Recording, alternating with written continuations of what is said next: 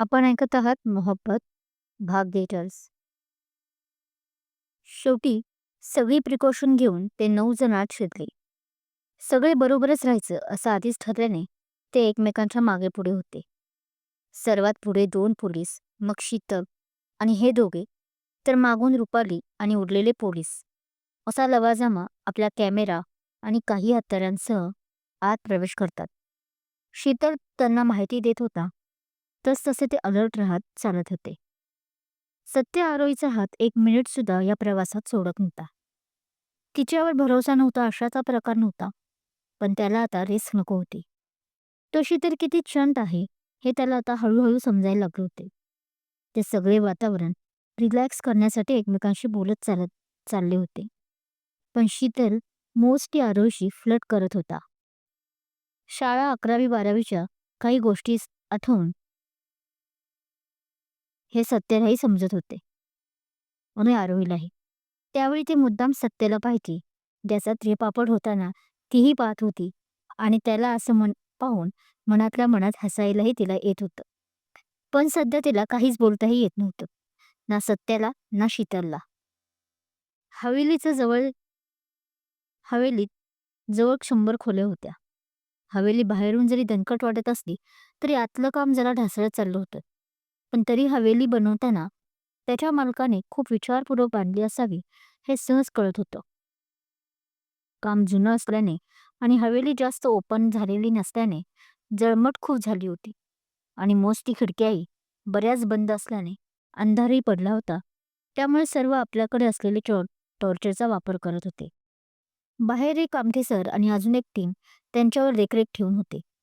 आत्ताही 100 खोल्यांपैकी 90 खोल्या त्यांच्या तपासून झाल्या होत्या. 2 टीम्स यावेळी आत गेल्यावर पाडल्या असल्याने ते आपली आपली जोखीम पार पाडत होते. आत्तापर्यंत तरी सर्व ओके होते. कुठेही त्यांना असा काही त्रास झाला नव्हता. तुझी आणि सत्य सरांची जोडी खरंच खूप मस्त दिसते.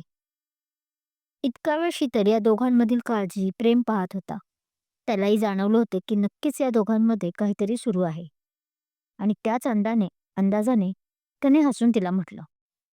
पुढच्या प्लॅनची आता आखणी करण्यासाठी सत्य आपल्या टीमपाशी गेला होता. आता फक्त काही टप्प्यांवर होते त्यांचा खरा मोहीम यशस्वी करण्यासाठी. आणि तीच संधी साधून शीतल तिच्यापाशी येत बोलला. थँक्स, पण तुला कसं कळालं? तिने समोरच उभे असलेल्या सत्याकडे नजर टाकत म्हटलं. रुपालीने लगेच त्याचा फायदा उचलला होता. ती लगेच मागे गेली होती सत्याच्या, आणि तेच आरोहीला काही आवडलं नव्हतं. त्यामुळे ती तिकडेच लक्ष ठेवून बोलली. त्यात न कळण्यासारखं काय आहे? मी गेले 3 तास तुमच्याबरोबर आहे. मी तुला चांगलं ओळखत असूनही सत्या सर माझ्याशी तुला नीट बोलूनही देत नाही. सारखं हात धरून आहे. शिवाय मला उगाच टशन अधूनमधून देत आहेत. आणि ते का, हे मला या 3 तासात कळणार नाही का? तो हसून बोलला. गेल्या 3 तासात त्याने तिच्याशी फ्लर्ट केलं की हा सत्या त्याच्याकडे रागाने पाहत होता, जे ह्याला समजत होतं. ती हलकं हसून फक्त हुंकार भरते, कारण तिचं लक्ष समोर असतं. सत्य आपल्या टीमशी गंभीर होऊन बोलत असतो, पण त्याचंही अधूनमधून आरोहीकडे लक्ष होतंच. आपण नसताना ह्याने लगेच संधी साधली याचा त्याला राग येत होता. पण प्लॅनिंग सध्या करणंही गरजेचं होतं. त्यामुळे त्यामुळे टीमला असा नजरअंदाज करत त्याला बरोबर वाटत नव्हतं. पण एका गोष्टीसाठी त्याला मनातून आनंद झाला होता की आरोही सुद्धा आपल्याकडेच लक्ष देत असल्याचं पाहून. पण तरी सुद्धा तो ती शीतलकडे पाहून हसत आहे हे पाहून तिला जळवण्यासाठी मुद्दाम रुपालीशी हसून बोलायचा. रुपाली त्यामुळे हरभऱ्याच्या झाडावर चढली होती आणि नकळत ती आता आरोहीकडे पाहून तिला खुन्नस देत होती. काही प्रॉब्लेम आहे का आरोही, तुझ्यात आणि त्या पत्रकारांमध्ये? इतका वेळ तेच नोटीस करत असलेला आता शीतलने तिला विचारलं. नाही, म्हणजे मी गेले 3 तास पाहत आहे तुमच्यातील हे नजरेचं कोळवर, म्हणून विचारलं. आता तू चांगला मित्र आहेस म्हणून सांगते. ॲक्च्युली ती पत्रकार रुपाली सत्याची एक्स गर्लफ्रेंड आहे. तिनेच आधी त्याला सोडून गेली. असं बोलून आरोही सत्या आणि तिच्या रिलेशनशिपबद्दलही आणि रुपालीबद्दलही सर्व सांगते. ओके. म्हणजे ही तुमच्या प्रेमातला अजून एक दुश्मन आहे असं म्हणायचं तर. सर्व बोलणं ऐकून, तिचं ऐकून तो हसत सत्याकडे पाहत म्हणतो, "अजून एक नाही रे. बस हीच फक्त सत्याचे हात धुवून मागे लागली आहे." त्याने स्पष्ट शब्दात आज सांगितलं होतं सकाळीच. पण हिला बघ, काहीच कसं वाटत नाही. ती थोडं चिडून त्या रुपालीला पाहत म्हणते, "हं, डोंट वरी. तिला मी करतो सरळ आणि मी दुसरा मला म्हणालो गं दुश्मन. ते बघ, तुझा हिरो कसा मला खाऊ की गिळू या नजरेने पाहत आहे. जसं तुला त्या रुपालीचा राग येत आहे, तसा तुझा हिरो माझ्याकडे दातोट खात पाहत आहे." तसं आता आरोहीचं परत लक्ष जातं आणि ती सत्याकडे बघायला लागते, तर सत्याही दोघांना रागानेच पाहत होता. ॲक्चुअली ती त्यांची लव्ह स्टोरी शीतलला सांगत असल्याने तिचं सत्याकडे थोडं दुर्लक्षच झालं होतं, जे सत्यासाहेबांना पटलं नव्हतं. "आपण इथे एका मिशनवर आलो आहोत, हे लक्षात आहे ना, इन्स्पेक्टर आरोही मॅडम?" "नाही, म्हणजे इथे पिकनिक स्पॉट जे तुम्ही आणि तुमच्या सो कॉल्ड लहानपणच्या मित्राने बनवून ठेवलं आहे, म्हणून म्हटलं." ते दोघे बघतच होते, की सत्या रागात तिथे येऊन म्हणतो, तो ते दोघे शीतलकडे आले असलेले चिप्स आरामात बसून हसताना जे पाहत होता, म्हणून आता परत बॉयफ्रेंडमधला पॉझेसिव्हनेसपणा वरजू होता. ते सर, मिस्टर शीतल हे मला खूप वर्षांनी भेटल्याने आम्ही इन जनरल गप्पा मारत होतो. आता इतक्या वर्षांनी भेटल्याने गप्पा थोडी संपणार आहे. तसंही तुम्ही सुद्धा सर तुमच्या एक्स गर्लफ्रेंडबरोबर बोलण्यात बिझी होता. ती थोडं रागातच रुपालीला पाहत बोलते. तिचा पॉझेसिव्हनेस आज सत्यालाही जाणवत होता तिच्या बोलण्यातून.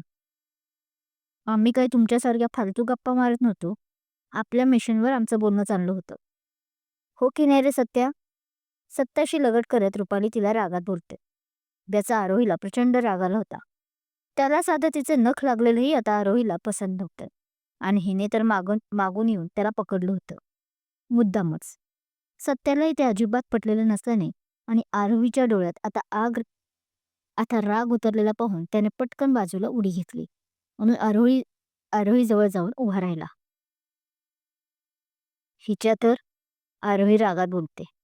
हिच्या हिचा आता पुढे थोडा जरी स्पर्श तुला झाला ना सत्या, तर आई शपथ सांगते, मी माझ्याकडून आजच ती आज माझ्याकडून मरेन. ती चिडून सत्याच्या कानात बोलते. सत्याला फार भारी वाटत होतं तिचा हा अग्रेसिव्हनेस.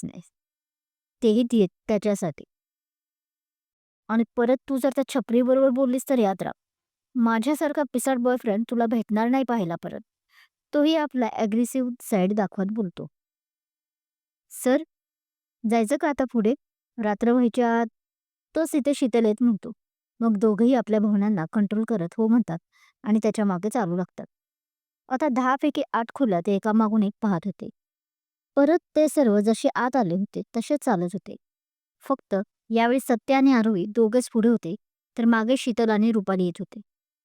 सत्य व आरोहीचे नकळत कुणाच्याही लक्षात येऊ नये असे चाललेले रोमॅन्सही दोघे नोटीस करत होते, जे पाहून शीतल खूप खुश वाटत होता. तर रुपालीचा जळफळाट होत होता. तिला वाटलं होतं आता तो तिच्याबरोबर मागे राहील, पण तसं झालं नव्हतं.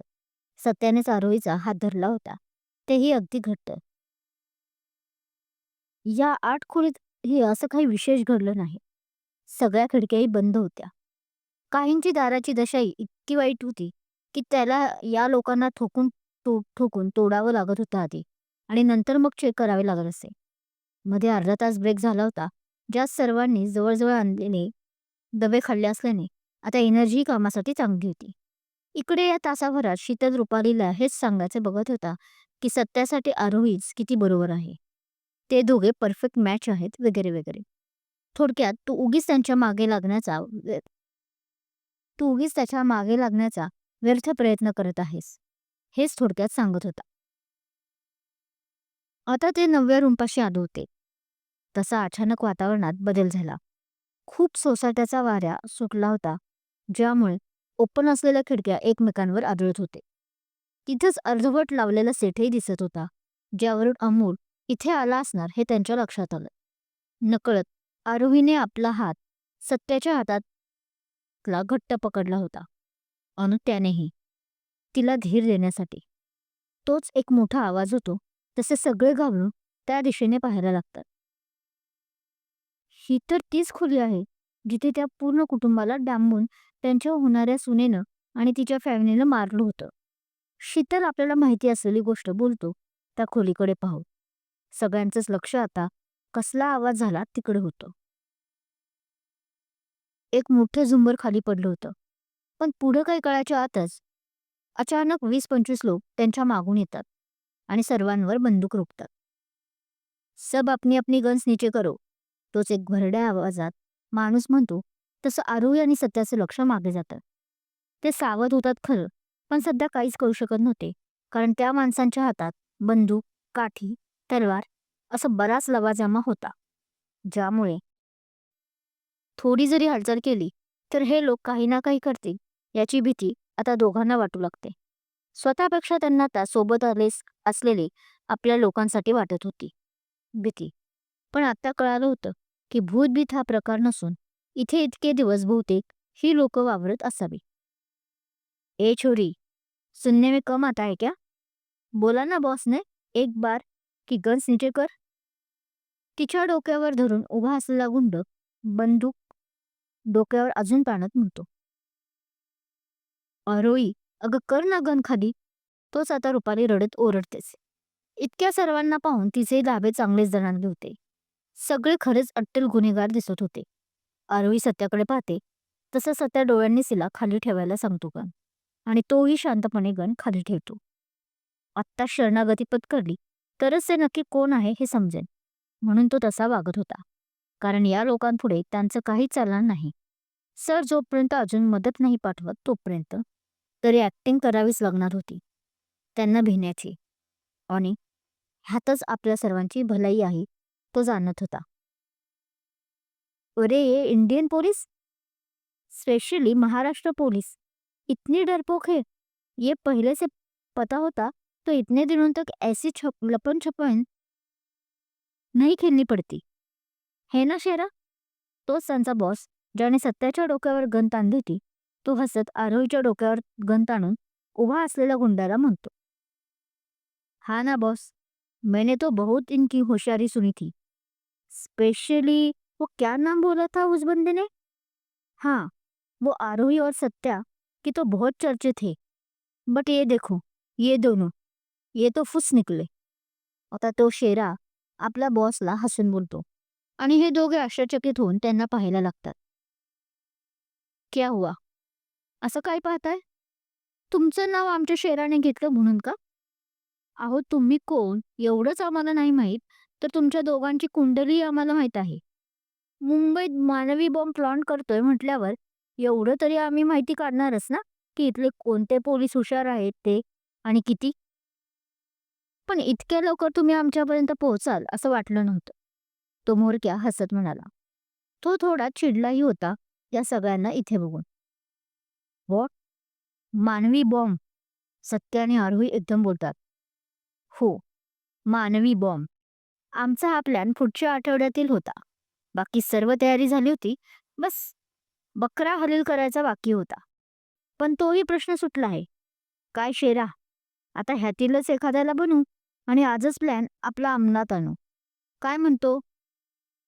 तो मुलके हसून बोलला. आत्तापर्यंत ते दहशतवादी आहेत हे कळालंच होतं आरोही व सत्याला. पण आता ते हा असा खतरनाक प्लॅन करत होते हे कळाल्याने थोडेसे मनातून घाबरले होते. कारण आता पूर्ण मुंबईला वाचवण्याची जबाबदारी ह्यांच्यावर येऊन पडली होती. जी बॉस, कोई और क्यों? इसे ही करते ना. इसी के बॉडी में बॉम्ब रखते. फिर क्या? धूम. वैसे भी बहुत होशियार बन रही है ये लोमडी.